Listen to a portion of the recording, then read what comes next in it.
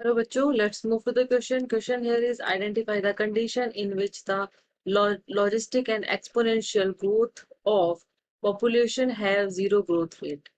And the options are birth rate is equal to death, birth is equal to death rate, R stand for intrinsic rate of increase equals to zero, K is carrying capacity, and N is population size, right?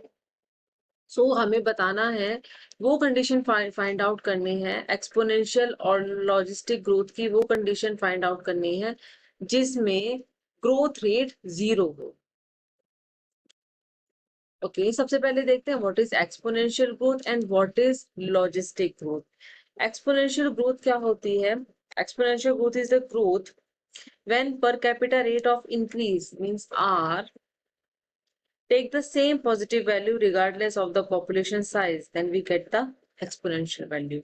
Means in the simple term हम कह सकते हैं कि exponential term means जहाँ पे कोई भी in a exponential growth there is no limit on growth, कोई भी लिमिट नहीं होती है ग्रोथ के ऊपर। Means in an idealize unlimited environment means जहाँ पे रिसोर्सेज भी अनलिमिटेड होती हैं और ग्रोथ भी अनलिमिटेड होता है।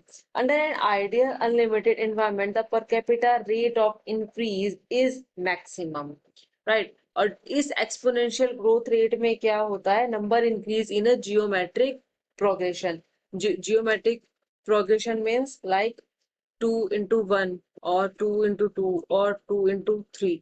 इस progression में, इस geometric प्रोग्रेशन में इंक्रीमेंट होता है।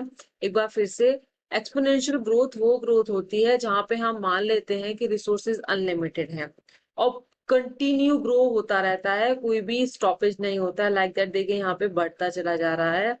ओके, नाउ अब मूव करते हैं what is the logistic growth model. ये लॉजिस्टिक ग्रोथ मॉडल है जिसमें कि रिसोर्सेज लिमिटेड होते हैं। यहाँ पे रिसोर्स अनलिमिटेड था, राइट? बट यहाँ पे जो रिसोर्स होता है वो लिमिटेड होता है। मीन्स जो रियल लाइफ होती है that is the logistic growth.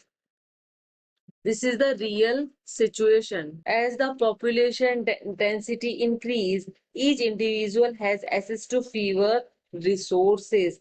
It means a particular environment can only support a maximum population size. Like यहाँ पे देखिए टाइम जैसे बढ़ता जा रहा है वैसे वैसे ग्रोथ बढ़ रही है, बट एक सर्टेन टाइम ऐसा आया है जहाँ पे जो कि कैरिंग कैपेसिटी है, मीन्स अब यहाँ पे पॉपुलेशन साइज जितना बढ़ा है, this is the carrying capacity.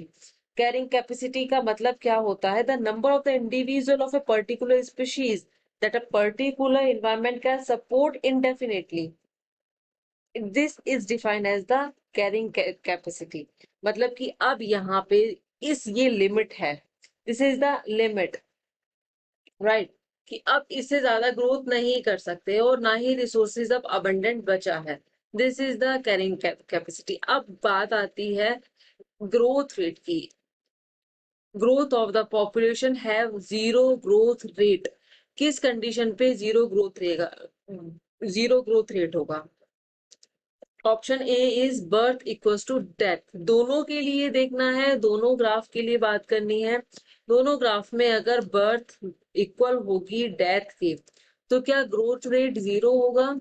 Population का ग्रोथ रेट जीरो होगा ऑब्वियसली, क्योंकि जितनी बर्थ हुई है उतनी ही डेथ हो जाएंगी, तो पॉपुलेशन का ग्रोथ रेट क्या होगा? Zero. Option number B says R equals to zero. जब intrinsic rate of the growth ही जीरो होगा, that means this is also the correct option. R equals to 0 means growth of the population have zero growth rate. मतलब R क्या है? R है intrinsic rate of increase।